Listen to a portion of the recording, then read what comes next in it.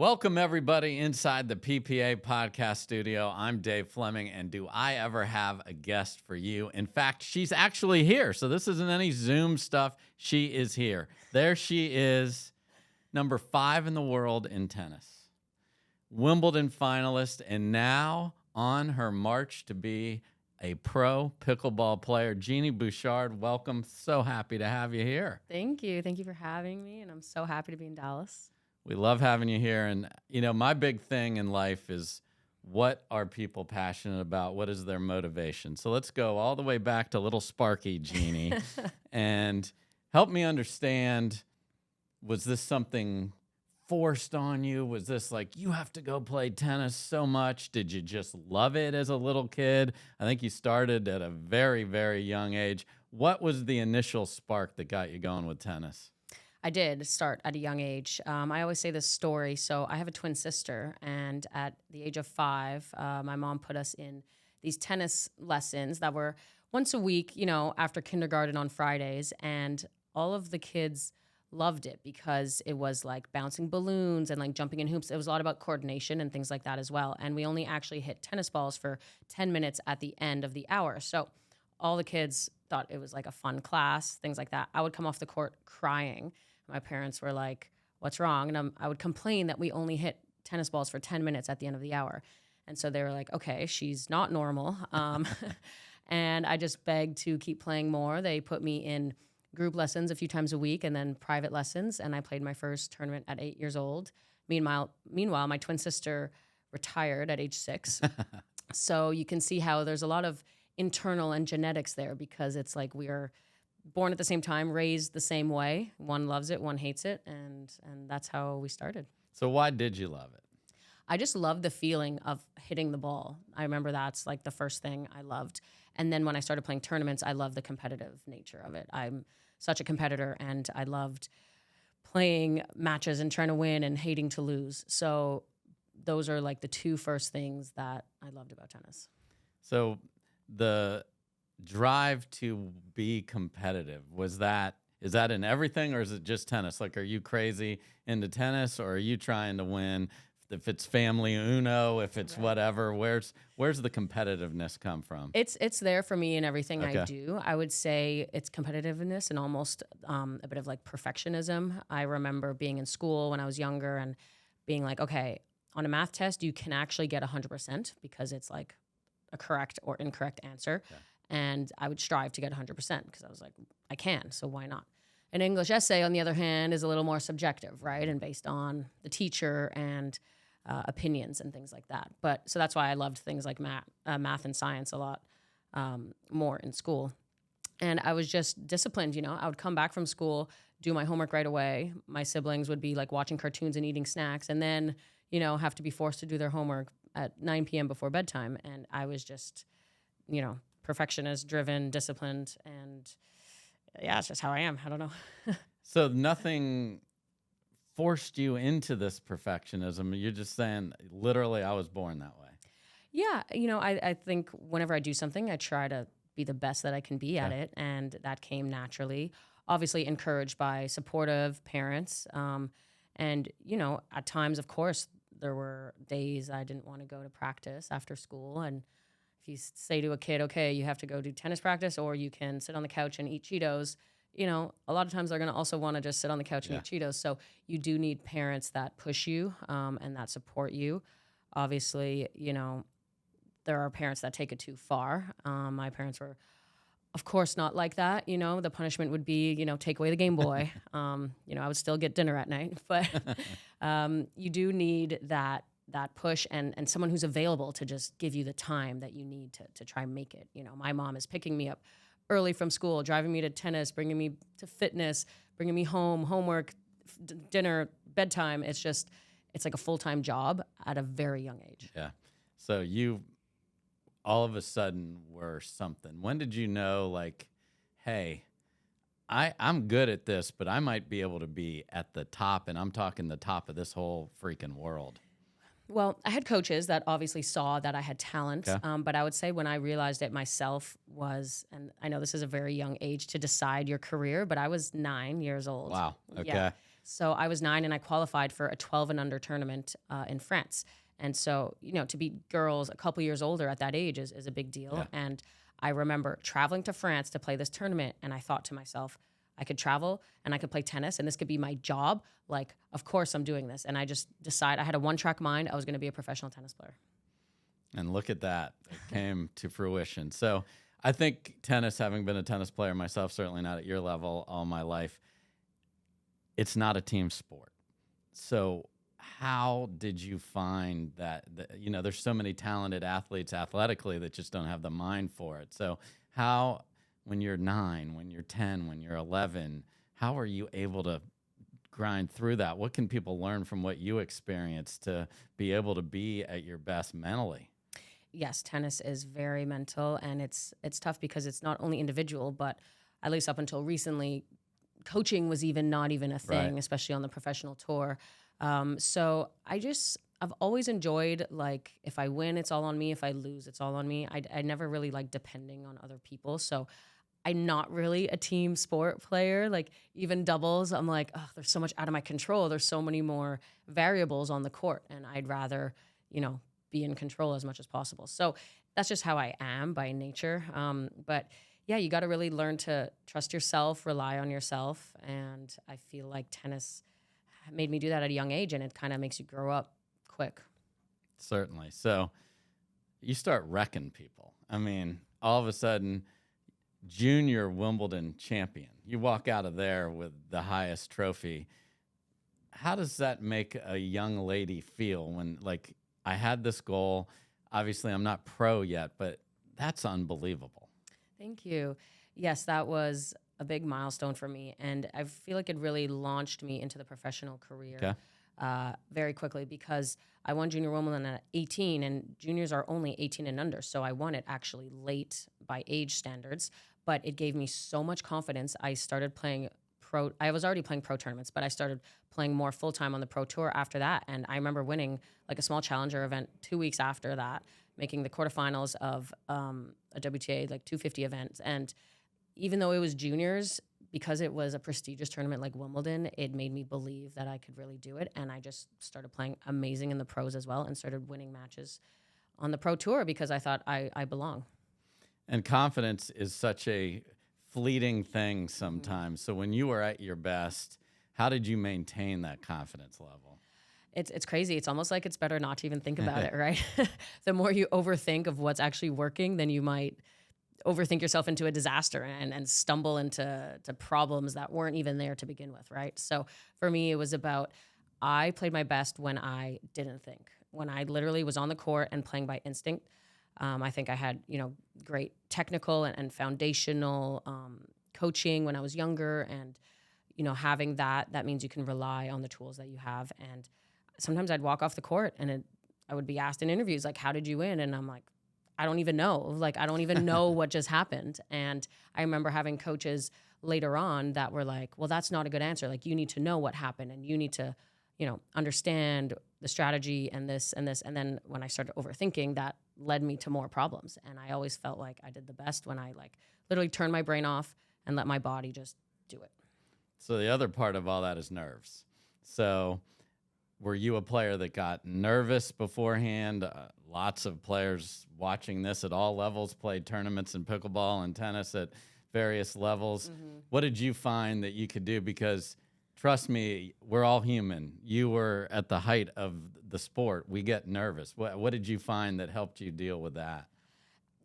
It's just trying to deal with it. I would get so nervous before matches. And I remember at a moment in time, I had the same agent as Serena Williams, and she told me that Serena gets crazy nervous before every single match. And that made me feel better, because I was like, look, if Serena gets nervous, then that means we all should be. And it's a good sign. It shows you care. It shows your body is like prepping for the fight, right? You're getting that adrenaline, you're getting that stress going, and you need that, because I remember there were times where I would feel a little more apathetic, or if I was not doing well, I wasn't even looking forward to a match, and then I would get on the court and be a zombie and not have the energy. So I needed to be like worked up before a match, and it's a little bit's nerves, but it's a good thing. You need that to perform. So Wimbledon finalist, like, that is amazing. So congratulations on that. Is that the most nervous, or was maybe the match before that? Because sometimes you hear in other sports, the one before the final is when they get most nervous. So what's it like there, and then what's it like to walk out on center court knowing that everybody and their brother has got their eyes on you? You know, for me, it was really the finals where I was the most nervous because it was the last one. Before that, I still felt I was on the journey, on the path to get there, and I felt like I wasn't there yet. So I remember the only time I ever felt like sweaty in my hands before a match was before the Wimbledon finals. And I was like, oh, that's weird. Like, this has never happened to me before. And then it's like sinking in that this is such a big moment, and maybe that's why. And you know, I totally got my butt kicked. And it was just a big moment. I was, I think, a little overwhelmed by the moment. I remember not taking enough time between points and trying to rush because I felt so stressed. And there were just big things happening. I mean, Princess Eugenie, who I was named after, was in the royal box watching. And, you know, these are just life, like, put this on my tombstone, you know? Yeah. I'm like, I could die tomorrow happy. This is crazy. Like, it's such a full circle moment. So that was just so much going on. So grateful for those memories, even though I lost. So what's the story with you and your sister's names? You are named after her. So what did they love the royal family? What's the story there? I think my mom is just obsessed with the royal family. Okay. And that's why they love me in England, because me and my twin sister are named after the princesses, Beatrice and Eugenie. I have a younger sister named Charlotte. There was a Queen Charlotte of Monaco. My younger brother is William, of course, Prince William. So everyone is a little fascinated by our name choices, but you know, it makes them like me more over there. Right. So More fans is always good. Yes. Speaking of countries, obviously you became a sensation in Canada. What's it like? You've played for Canada with the emblem in the Olympics even. What's it like to not just represent you, but a country? And did that add any pressure or anything on you when you put that maple leaf on your outfit? Well, that's a great question, and that brings it back to the whole individual aspect. Generally, I'm playing for myself in an individual sport, but there were occasions where you got to play for your country. We had Fed Cup, which is now the Billie Jean King Cup, which Canada just won, by the way, last year. There you go. And playing in the Olympics as well, you're playing for something bigger than yourself. And I always cherished the moments where I could feel like a part of a team, because I was just not used to that at all. Week in, week out, it's just you. And now finally you kind of feel like you have teammates, and that camaraderie and playing for something bigger than yourself was such a special feeling. And I mean, the Olympics is one of my most favorite memories of my life. That's cool. So you're 29. Yes. What would you tell 19-year-old and 20-year-old who was really tearing up tennis that maybe would have made the ride from there to now? Is there a piece of coaching you would give yourself? I mean, definitely. Look, I think everyone can look back and give their younger selves advice to try make the road a little better. I would say, believe in yourself even more than you do, because that's the most important thing. You have to believe in yourself more than even the people around you, because if you don't believe in yourself, it's not going anywhere. I would say trust your immediate team, but don't listen to anyone else outside of that. Ignore the negative comments, the haters, all that other stuff that will start coming your way at some point. And really don't listen to it, because, you know, why care about someone who doesn't even know about you at all? Why care about their opinion and what they say? And I do think at some point when I did really well, and then I was doing a bit less well, and I started getting, you know, these negative comments that, you know, you try not to read it and you try not to hear about it, but it is hard to avoid it completely. Sure. And I think it does actually enter your psyche, and you almost start to be like, well, if they think that, then maybe it's true. Yeah. If this many people said this to me in the press conference, well, maybe there's some truth to that. And you got to be so strong-willed and block that out, because you just got to keep doing you. Like, forget about everyone around you and just do you. And so I would really just emphasize that to my younger self. So here we are. You're at the Pickleball studio, not the tennis studio. Everyone wants to know, why pickleball? What's going on, Genie? Well, everyone and their dog is obsessed with pickleball. Yes. All my friends are obsessed with it, play it all the time. I've played with friends for a couple of years now. And I've just seen this sport grow. And last summer, I was talking to my agent and had a great opportunity to be a part of the PPA and enter this world. And I thought, why not? I think the sport is exploding. I mean, it is the fastest growing sport in the U.S. I hear they sell more pickle paddles than tennis rackets in the U.S. And I see it myself. I drive by tennis courts that I used to train on in Florida, or I drive by tennis courts in lots of places, and you can tell that they were tennis courts and they are now pickleball courts. And, as a tennis player, that hurts a little bit. But as now being part of the pickleball tour, it makes me excited about the future. I think it's just so cool seeing the growth of the sport. So you and I have jumped on the court here, and we've talked about it, but I think it's really interesting coming from your perspective. There's so many tennis players coming into pickleball at a high level, certainly not 5 in the entire world, like of all the human beings, number 5, okay? What have you seen that's working? What have you seen that is like, wait a minute, I really got to do this? What would you tell tennis players at whatever level of tennis they came from as they add pickle into their life? What's working and what isn't? Well, for my game in tennis, I am an aggressive baseliner. So for me, swinging and hitting in pickle comes the most naturally. I would love to just hit the ball from the back all day long because that's what I do in tennis. But that is not how you play pickleball. Exactly. So for me, that's what's the easiest. And then the hardest is the short court, the touch balls and knowing when to hit it or when to not hit it, and just all the more feel up at the kitchen line. So for me in tennis, I wanted to try come to the net when I could, and it's something I always tried to incorporate more, but I wasn't spending a bunch of time at the net. And now in pickleball, it's like every single rally, you're at the net, the kitchen line, and that is just totally different for me. For sure. So you're jumping right into the deep end here with pickleball. What are your goals for 2024 with pickleball? Yeah, I mean, I'm going straight to like professional tournaments and playing against pros that have practiced specifically pickleball for years. And, I've done a couple months now since I, agreed to be a part of this. And I'm a little in over my head at the beginning, but I hope to get better. I would say my goals are to, as soon as I can in whatever tournament I can, win matches. I would love to have that feeling of winning. I've played one tournament so far, and I lost all of my matches, although I did improve as each match went on. Sure. It's just I don't like losing, so I want to win matches. And that's I feel like that will give me confidence and help me just keep improving. Yeah, when you and I talked the other day, you used the term unwiring. And explain what you mean to everybody, because I think that's a big component of this. For sure. I have a tennis brain. I've played tennis for 25 years, and it's second nature at this point. And when I get on a pickle court, even though it's different and the paddle's different, for me, I'm like still playing tennis in my head. So every time we are trying to work on a new shot or something that is pickle specific as opposed to tennis, I'm like, I need to unwire the tennis part of my brain, something that I've done for so many years, and like create new neurological connections to transition to what I should do on the pickle court. Yeah. And that's the hardest thing, is like breaking habits and undoing something you've done for 25 years. It's hard. And then adding on top of that, like new things. But I love challenges, so that's why I'm here.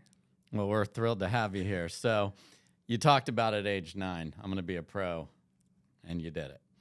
The one thing that I'd love to understand is you have also had a massive career off the court, and you have curated a huge fan base.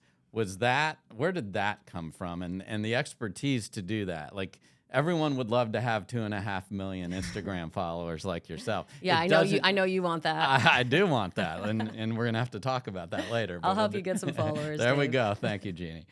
So was that a conscious effort? When did that really kick in? A lot of the pickleball pros see the journey that some others have had. So where did that start, and what have you done to make sure that was a really important, almost maybe as important as the training for tennis and now pickleball? That's a really interesting question, because at the beginning, it was not something that was planned at all. So I grew up in the era where, as a kid, we were on Facebook, and me and my siblings and my friends would post pictures on Facebook about stuff we would do with our friends. And that came quite naturally to all of us. And so as soon as I, started becoming more known in the tennis world, I just kept doing that as if I was, a normal kid with my friends. And I think I was, really the first tennis player to keep using social media and being quite like natural with it, not superposed practice pictures or things like that. But I would, I was in Rome and we got to visit the Vatican and I'm taking a selfie trying to get like the Pope in the background, and like people like lost their minds. And I was like, this is what I would do if I was a normal person. Like, it just so happens that a bunch more eyeballs are on me, but it was really just me being myself, posting what I would have normally posted as a normal person. And I just so happened to have this tennis career to like create a launch pad. And so after having like more and more tennis success, then the more followers came, and then it was like, okay, wow, this is cool. This is a tool that I can use to my advantage. And it opened so many doors and opportunities for me to do off court, be in magazines like Vogue or Sports Illustrated, or, have all these like endorsements and business ventures off the court. And so, of course, that's something I wanted to continue. And at times it does feel like a job when you're trying to, take some content or show some behind the scenes stuff. But it is also something for our generation that is natural. And now the younger generation, I mean, it's even crazier. But I think I was like at the cusp of like starting that, especially in more athletic world, like in our tennis world. And it just happened like that. It really just was natural. And what would you tell the current pickleball pros and we're going to have pickleball pros for a long time, this isn't going anywhere, that want to build the brand, that want to have those opportunities? What would you tell them to do? My advice would be to try be as like relatable as possible. And I think that's what people appreciated with me. I didn't try curate perfect pictures, and I didn't try to like make my life look perfect or make it look only my job 24/7. And I sometimes got hate for that. I could have trained 6 hours in a day, and then I go to the movies and I post a selfie at the movies, and everyone's like, you're not training, you're just going to the movies. And I have to remind people, like, social media is what you choose to put on it. It's not an accurate representation of your day. It's not like an hourly, check-in. Okay, 11 a.m. I'm doing this, 12 p.m. I'm doing this. So I would get hate for that for sure, but I think it was also more interesting. It's what people wanted to see. Like, I don't need to post a practice picture every single day, right? But like if I do something cool, or I meet a famous person, or I'm invited to an event, I think people would much rather see that part of my life as well. It's thanks to tennis, but also branching out of tennis. And that's what people appreciated. For sure. So you mentioned you loved when you got to go to France the first time and travel. Mm-hmm. What's your favorite place that you visited? Obviously, you love Canada and the U.S., but where have you been? I've always loved Australia. Okay. It's really far to get to, but the people are real sports fans, and I've always enjoyed playing in front of fans that appreciate what you do. They would get rowdy. I mean, they are like shirtless and drinking beer at 11 in the morning, but they're into the matches, and that is, for me, so fun to play in front of. It's also a beautiful country. I've always said if it was just where like California is, it would be the coolest place in the world. It's just unfortunate it takes 2 days to get there. But also Europe. I mean, I can speak French, so I love Paris. I love playing at love playing at the French Open. They see me as like a little cousin. I love Rome, like I mentioned, the history and the food. I mean, I'm so grateful I've been able to travel so much because of tennis and see the world. So where is the most out of nowhere someone recognized you? You're like, what in the world? Like someone, I mean, give us a story. Well, I was actually just asked this earlier. I don't know if you heard my answer. Oh, did you? No, I didn't. Okay, good. So it's a fresh story for you. So I one time got recognized just walking in the streets of Manhattan by like a homeless guy. And he started like talking to me about my forehand. And I was like, you know enough about tennis to A, know who I am, and B, know that I need to work on my forehand. I mean, he was telling me how my forehand wasn't, where it should be. And I was like, I actually appreciate that. My mom would agree with you. So I'm going to take this to heart and keep this in mind. Wow. Okay. Weird, right? That's a heck of a story. So 10 years from now, what would you like to accomplish in the next 10 years? You have a birthday coming up, and don't remind me, Dave. I know. I didn't say the number. I just said you have a birthday coming up. I say, wow. I mean, I would love to have accomplished really cool things in pickleball. I would have loved to help grow the sport. I think if I can bring over my fan base, the tennis fans, to Pickle, and even vice versa, Yeah. Pickle to tennis. Continue to play tennis events, play a bunch of pickleball events. It's hectic and busy, but it's super exciting. And I think this is the time for me to do these things right now. I do want to get married and have a bunch of kids as well. So that's on my list later on. I'm a family of 4, so we have a big family, and actually we all want 4 kids. So, our parents will be busy grandparents. But yeah, just do these things in life that fulfill me. And I think that's the whole point of life, right? It sure is. And folks, that's Genie Bouchard in the PPA podcast studio. Genie, thanks for taking some time. Really appreciate it. Thank you for having me. Absolutely. All right. Well, we will be seeing her, as she said, on the PPA tour throughout this season. Can't wait to watch that. And thanks so much for joining us and watching the PPA all season long. I'm Dave Fleming. Peace. Peace.